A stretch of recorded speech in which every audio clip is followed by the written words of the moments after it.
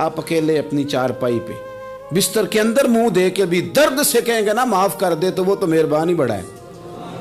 میرے نبی پاک صلی اللہ علیہ وسلم مثال دیتے ہیں، فرمایا ایک آدمی صحرا میں جا رہا، صحابہ سے حضور خطاب کر رہے ہیں، فرمایا ایک آدمی صحرا میں جا رہا تھا، اس نے اپنی اونٹنی پہ کھانا پانی پیسے ہر چیز رکھی ہوئی تھی، صحرا تھا بہت بڑا، درمیان صحرا کے گیا تو تھوڑا سا سستانے کے لیے آرام کرنے کے لیے اونٹنی سے نیچے اترا۔ اب اس نے اونٹنی کی لگام اونٹنی کی نکیل اپنے سرہانے کے نیچے رکھی، ہاتھ کے ساتھ پکڑی اور سو گیا۔ تھوڑی ہی دیر کے بعد جب اس کی آنکھ کھلی تو دیکھا اونٹنی غائب ہے۔ صحرا میں وہ پیدل نہ آگے جا سکتا ہے نہ پیچھے جا سکتا ہے، نہ دائیں نہ بائیں، کھانے کو روٹی نہیں، پینے کو پانی کا قطرہ نہیں، تھوڑا ادھر بھاگا ادھر بھاگا، تھک گیا۔ کریم محبوب فرماتے ہیں وہ پوری طرح نڈھال ہو گیا اور مایوس ہو گیا، معاذ اللہ، مایوس ہو کے دوبارہ اسی جگہ آ کے لیٹ گیا جہاں پہلے لیٹا تھا، انتظار کرنے لگا کہ اب موت ہی آئے گی، آخری وقت ہے، اب نہ میں پیدل یہ صحرا کراس کر سکتا ہوں، نہ پیچھے جا سکتا ہوں، نہ کھانا ہے نہ پانی ہے، سوائے موت کے کوئی سہارا نہیں۔ حضور فرماتے ہیں وہ رستے میں دوبارہ لیٹ گیا، اچانک اس نے رخ بدلا تو اونٹنی سامنے کھڑی تھی۔ حضور نے صحابہ سے پوچھا بتاؤ نا اسے بھلا کتنی کو خوشی ہوگی؟ یا رسول اللہ جی سے نئی زندگی مل گئی ہے۔ آپ دیکھیں نا سارے ڈاکٹروں نے کہہ دیا کہ اس کے تو گردے معدہ جگر ہر چیز ختم ہے، گھر لے جاؤ خدمت کرو، ہر طرف پریشانی ہے۔ وہ بندہ بھی سمجھ گیا ہے کہ آخری وقت آ گیا، کل جاؤں پرسوں جاؤں، تیاری ہو گئی، سب لوگ آ گئے، باہر والے بھی آ گئے، یہ ماحول ایک عجیب رنگ اختیار کر گیا۔ اچانک ایک ڈاکٹر نے آ کے کہا نہیں نہیں غلطی لگ گئی تھی۔ مجھے بتائیے انداز کیا ہوتا ہے؟ بغیر دوائی کے بندہ اٹھ کے کھڑا نہیں ہو جاتا، او میں تو بچ گیا ہوں۔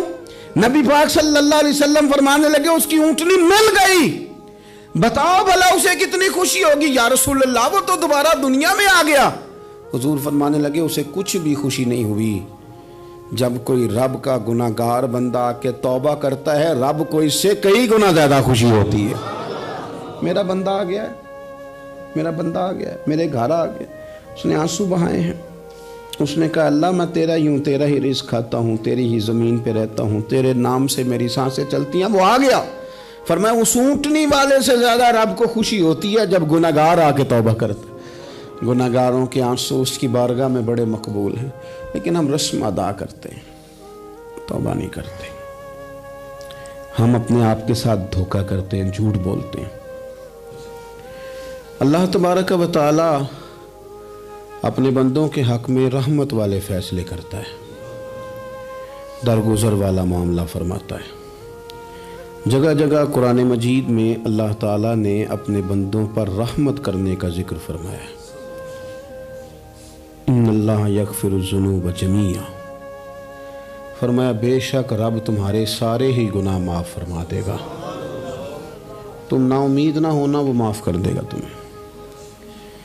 قرآن مجید میں فرمایا ان اللہ بالناس لرؤوف الرحیم، بے شک اللہ اپنے بندوں پر بڑا ہی مہربان اور نہایت ہی رحم کرنے والا، رؤوف اور رحیم ہے، بڑا مہربان ہے، کرم فرماتا ہے۔ اللہ تعالیٰ اپنے بندوں سے بڑا جلد راضی ہو جاتا ہے۔ ماں پیار کرتی ہے اپنے بچے سے، لیکن وہ ناراض بھی ہو جاتی ہے بعض چیزوں پہ، بعض معاملات اس کا دل بھی دکھاتے ہیں، بعض جگہ وہ رو کے یہ بھی کہتی ہے کہ تو نے میری محبت کا کوئی نتیجہ نہیں مجھے دیا، میری ساری کمائی تو نے ضائع کر دی۔ والد بہت ساری جگہوں پہ ناراض ہوتا ہے، شکوہ کرتا ہے، کہتا ہے میری بیماریوں کی، پریشانیوں کی، بڑھاپے کی، کمزوریاں کا سبب بیٹے تو ہی بن گیا، یہ ساری تکلیفیں تو ٹھیک ہو جائیں تو میری شاید عمر بھی بڑھ جائے، صحت بھی ٹھیک ہو جائے، میں زیادہ دیر جوان رہ سکوں۔ ناراض ہوتے ہیں ماں باپ، اسی طرح ماں باپ راضی بھی ہو جاتے ہیں، وہ بڑی جلدی راضی ہو جاتے ہیں۔ میں اکثر کہتا ہوں کہ والد کو راضی کرنے میں 5-7 منٹ لگ جاتے ہیں، اماں تو 1.5-2 منٹ میں راضی ہو جاتی ہے۔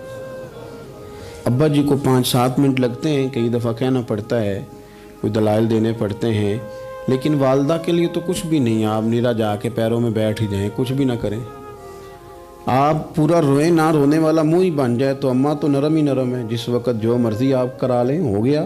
اللہ تبارک و تعالی بلا مثال و بلا تشبیہ سمجھانے کے لیے عرض کرتا ہوں، اللہ بھی بعض معاملات میں اپنے بندوں سے ناراض ہو جاتا ہے۔ وہ کہتا ہے میں تکبر کرنے والوں کو پسند نہیں کرتا، وہ کہتا ہے فسادی پسند نہیں ہے، وہ فرماتا ہے کہ راہوں میں کجی کرنے والے پسند نہیں ہیں، وہ فرماتا ہے کہ بدعہدیاں کرو گے تو میں صبح قیامت تم سے سوالات کروں گا۔ اللہ تبارک و تعالیٰ بہت ساری چیزوں کو ناپسند کرتا ہے، ناراض ہو جاتا ہے۔ بلکہ نبی پاک صلی اللہ تعالیٰ علیہ وسلم نے فرمایا تم بات کرتے کرتے کوئی ایسا جملہ بول دیتے ہو کہ رب اتنا ناراض ہوتا ہے کہ تمہیں پتہ بھی نہیں ہوتا، تمہارے لیے جہنم کا فیصلہ کر دیتا ہے۔ اس لیے پہلے تولو پھر بولو، خود اپنے لفظوں کی تو تم پہرے داری کرو نا کہ میں کیا کہہ رہا ہوں۔ اور حضور یہ بھی فرماتے ہیں کہ اس کا دوسرا پہلو بھی ہے، بعض اوقات تم بات کرتے ایسا جملہ کہتے ہو وہ اتنا راضی ہوتا ہے کہ تمہارے لیے جنت کا فیصلہ فرما دیتا ہے۔ ان کاموں کی طرف بڑے جن سے اللہ راضی ہوتا ہے۔ میرے نبی پاک صلی اللہ تعالی علیہ وآلہ وسلم نے ارشاد فرمایا، بعض احادیث میں لفظ یہ ہیں کہ اللہ اپنے بندوں کو دیکھ کے مسکراتا ہے جو اس کی شان کے لائق ہے۔ جس ترتیب سے ہم مسکراتے ہیں، جس ترتیب سے ہم روتے ہیں، جس ترتیب سے ہم کسی بات کا اظہار تشکر کرتے ہیں، خدا ان باتوں سے پاک ہے۔ اب بہت ساری حدیثوں میں آیا کہ وہ مسکراتا ہے، تو کیا مطلب ہے مسکرانے کا؟ تو علماء تفسیر نے لکھا ہے مسکرانے کا مطلب یہ ہے کہ وہ بڑا ہی راضی ہوتا ہے اپنے بندے سے، بڑا راضی ہوتا ہے، یہ مطلب ہے۔ ایک تو مسکرانے کا مطلب یہ کہ وہ بڑا راضی ہو گیا، وہ مسکرا دیا اپنے بندے پہ۔ اور ایک اس کا معنی خود نبی پاک صلی اللہ تعالی علیہ وسلم نے بیان فرمایا، مسند امام احمد بن حنبل میں حدیث ہے، حضور سید عالم علیہ السلام سے صحابہ نے پوچھا یا رسول اللہ شہید تو بڑے لوگ ہوتے ہیں، شہیدوں میں افضل کون ہے؟ تو اللہ کے حبیب علیہ السلام فرمانے لگے وہ والا بندہ جو ڈٹ گیا تھا کافروں کے مقابلے میں، وہ ہلا نہیں، پوری طرح ڈٹ کے جو لڑا وہ شہداء میں افضل ہے۔ حضور فرماتے ہیں وہ جنت کے بالا خانوں میں سیر کرے گا اور رب اسے دیکھ کے مسکرائے گا، رب اسے دیکھ کے مسکرائے گا، اللہ تعالیٰ مسکراتا ہے اسے دیکھ کے۔ اور اگلے جملے میں حضور نے وضاحت کر دی، فرمایا جب رب دنیا میں کسی پر مسکراتا ہے نا تو اس کا معنی یہ ہے کہ قیامت میں پھر اللہ اسے حساب کوئی نہیں لے گا۔ جس پر اللہ دنیا میں مسکرا دیا اس سے کوئی حساب، تو وہ کام ڈھونڈنے چاہیے نا جس سے اللہ مسکرائے۔ چھوٹا بچہ بھی ناراض نہ ہو تو وہ چیزیں وہ ڈھونڈتا ہے کہ اس کو کیا پسند ہے، چاکلیٹ لے جاؤں، فلاں چیز لے جاؤں، آئس کریم لے جاؤں۔ تو ایک بچے کے لیے، گھر کے لیے، سربراہ کے لیے اتنی محنت کرتے ہو تو وہ کام بھی ہمیں ڈھونڈ کے تلاش کرنے چاہیے نا جس سے رب راضی ہوتا ہے، اللہ راضی ہوتا ہے۔ بتاؤں وہ کون کون سے کام ہیں؟ نبی کریم صلی اللہ تعالی علیہ وسلم نے ارشاد فرمایا 3 لوگ ہیں جنہیں دیکھ کے رب مسکراتا ہے۔ یا رسول اللہ صلی اللہ علیہ وسلم وہ کون کون سے؟ تو محبوب فرمانے لگے ایک وہ بندہ ساری مخلوق سوئی ہے، آدھی رات ہے، رات کا پچھلا پہر ہے، اس نے اٹھ کے وضو کر لیا، مصلی پہ کھڑا ہو گیا خدا کی یاد میں، فرمایا اسے دیکھ کے رب مسکراتا ہے جو اس کی شان کے لائق ہے۔ مسکراتا ہے اللہ۔ یہ تو سونے کا ٹائم تھا، یہ تو گہری نیند آنے کا وقت تھا، رات کا پچھلا پہر۔ اور سننا میرے بھائی، میرے نبی پاک صلی اللہ تعالی علیہ وسلم فرماتے ہیں جب مسلمان نماز کے لیے صفیں بناتے ہیں نا، ترتیب لگ رہی ہوتی ہے، اب اللہ کی بارگاہ میں کھڑے ہوں گے، قیام کریں گے، رکوع کریں گے، سجود کریں گے، فرمایا جب مومن صفیں بناتے ہیں تو رب دیکھ کے مسکراتا ہے،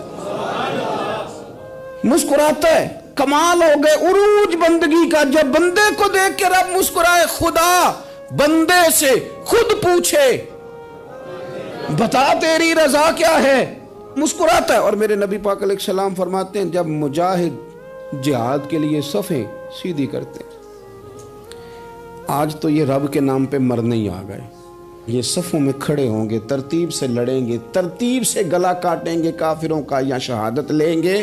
فرمایا جب جہاد کے لوگ صفیں بناتے ہیں تو رب انہیں دیکھ کے مسکراتا ہے۔ کتنے نصیبوں والا وہ بندہ ہے جسے دیکھ کے مسکرا دیا. او یار کبھی تیرا بیٹا تیرے سامنے مسکرائے نا چھوٹا تو تیرا دل باغ باغ ہو جاتا ہے. تیری ماں بیمار کسی ایک دن صحیح طرح ہنس پڑے تو طبیعت خوش ہو جاتی. مجھے بتاؤ نا جس کا رب بھی اسے دیکھ کے ہنس پڑے جو اس کی شان کے لائق ہے. کیا اس بندے کے نصیبیں ہیں, کیا اس کے مقدر ہیں. آپ اس مقام پر اپنے آپ کو لائیں. اب دیکھیں نا یہ حدیث آپ نے سن لی, اب ہم نے نا اس طرح صفحے نہیں بنانے جس طرح ساری دنیا, اب ذرا صفحے بھی شوق سے بنائیں گے. آپ ذرا تھوڑا سا شوق پیدا کریں گے, بھئی یہ تو میں وہ کام کرنے لگا ہوں جسے دیکھ کے رب مسکراتا ہے. نبی پاک صلی اللہ علیہ وسلم نے فرمایا جب کوئی بندہ توبہ کرتا ہے نا, ہم توبہ کا رٹا لگاتے ہیں, یا اللہ میری توبہ یا اللہ. اور توبہ کا تو مطلب یہ ہے کہ پچھلے گناہوں سے پکی توبہ, آج کے بعد یہ غلطی نہ کرنے کا پکا وعدہ, آج کے بعد رشوت تو نہیں نہ لے گا, ملاوٹ تو نہیں نہ کرے گا, یہ توبہ ہے. اور اگر سارے کام اسی طرح کرنے تو پھر یہ توبہ کا رٹا ہے, تو جتنا مرضی لگاؤ. حضرت علی بن ربیعہ رضی اللہ تعالیٰ عنہ فرماتے ہیں میں مولا علی کے ساتھ تھا, مقام حرہ کی طرف جا رہے تھے, حضرت علی نے ہاتھ اٹھا کے دعا مانگی ہماری تعلیم کے لیے, ورنہ حضرت علی ہم صحابہ کو محفوظ عن الخطا تو مانتے ہیں نا. ہاتھ اٹھا کے کہا اے اللہ ہمارے گناہ بخش دے, تیرے علاوہ کوئی معاف کرنے والا نہیں. اور پھر حضرت علی آسمان کی طرف دیکھا اور دیکھ کے نا حضرت علی بن ربیعہ کو تو مسکرائے. حضرت علی بن ربیعہ کہنے لگے حضور مسکرائے کیوں ہو؟ فرمانے لگے ایک دن میں حضور کے ساتھ اسی طرح آیا تھا, اسی طرح حضور نے دعا فرمائی تھی ہماری تعلیم کے لیے, اور پھر حضور مجھے دیکھ کے مسکرائے تھے اور فرمایا جب کوئی بندہ رب کی بارگاہ میں اس طرح استغفار کرتا ہے تو رب مسکراتا ہے, اور مسکرا کے فرماتا دیکھ لو میرے بندوں کو پتا ہے کہ میرے علاوہ معاف کرنے والا کوئی نہیں, انہیں پتا ہے. تم اس کی بارگاہ میں رجوع تو لاؤ, آؤ تو صحیح دو آنسو لے کر. اقبال کہتے ہیں کہ موتی سمجھ کے شان کریمی نے چن لیا, قطرے دو گرے میرے ار کے انفعال کے. دو میں نے آنسو بہائے تھے تو اس کے کرم نے تو موتی سمجھ کے چن لیے. سنو نا حضور اس استغفار کو اللہ کو یار رات کو توبہ کر کے سونا چاہیے ہمیں. کچھ غلطیاں ہم کرنا نہیں چاہتے پر ہم سے ہو جاتی ہیں, کچھ دل ہم توڑنا نہیں چاہتے پر وہ ٹوٹ جاتے ہیں, ہماری مجبوری ہوتی ہے ٹوٹ جاتے ہیں.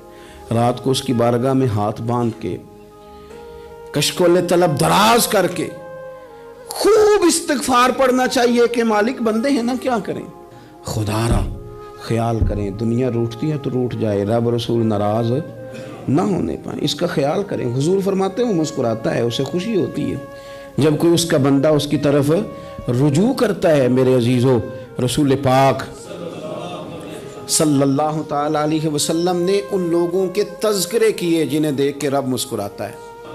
نبی پاک صاحب الالاق صلی اللہ تعالی علیہ وسلم فرماتے ہیں, مسند امام احمد بن حنبل دیکھیے, فرمایا رب اس وقت بڑا ہی مسکرائے گا جب قاتل بھی جنت میں جائے گا, مقتول بھی جنت میں جائے گا. یا رسول اللہ مقتول تو گیا, یہ قاتل کیسے چلا گیا؟ حضور فرماتے ہیں جائے گا, اور جائے گا اور رب مسکرائے گا جو اس کی شان کے لائق ہے. یا رسول اللہ کس طرح؟ تو نبی پاک صلی اللہ علیہ وسلم فرمانے لگے اس نے ایک مومن کو قتل کیا تھا, وہ شہید ہو کے جنت میں چلا گیا. اب اللہ نے بعد میں اسے توبہ کی توفیق دے دی. پہلے اس نے کلمہ پڑھا, پھر یہ میدان میں اترا, کافروں سے لڑا, یہ شہید ہوا, رب نے اسے بھی جنت دے دی. قاتل بھی جنت میں, مقتول بھی جنت میں. اور بات اتنی انوکھی ہے کہ رب دیکھ کے مسکرا رہا ہے جو اس کی شان کے لائق ہے. ہم جلدی میں ہیں, ہم انتظار نہیں کر رہے کہ شاید توبہ کر جائے, ہم انتظار نہیں کر رہے. لیکن میرے عزیز اتنی جلدی نہ کریں. سوچوں کا صاف ہونا, ذہنوں کا پاک ہونا, اور لوگوں کے بارے میں گمان کا اچھا ہونا. آپ کسی نفسیات کے ڈاکٹر کے پاس چلے جائیں, اسے کہیں ٹینشن بڑی ہے, میں ان کے مضامین پڑھتا رہتا ہوں, وہ سب سے پہلا سبق آپ کو یہ پڑھائیں گے کہ اچھا سوچا کریں. اچھا سوچنے سے بندہ تندرست رہتا ہے. کس سے بندہ تندرست رہتا ہے؟ ہیں جی واقعی رسول کائنات سرور دو عالم صلی اللہ تعالی علیہ وسلم فرماتے ہیں کہ اللہ مسکراتا ہے. سنو, نبی پاک صلی اللہ علیہ وسلم کے پاس مہمان آ گیا, بخاری مسلم ہے. हुजूर ने अज़वाज मुतहरात के घरों में पैगाम भेजा, कुछ चीज़ है ज़ियाफ़त के लिए? या रसूलल्लाह कुछ भी नहीं, ये दो जहां के शाह हैं और पास कुछ रखते नहीं, दो जहां की नेमतें हैं इनके खाली हाथ में।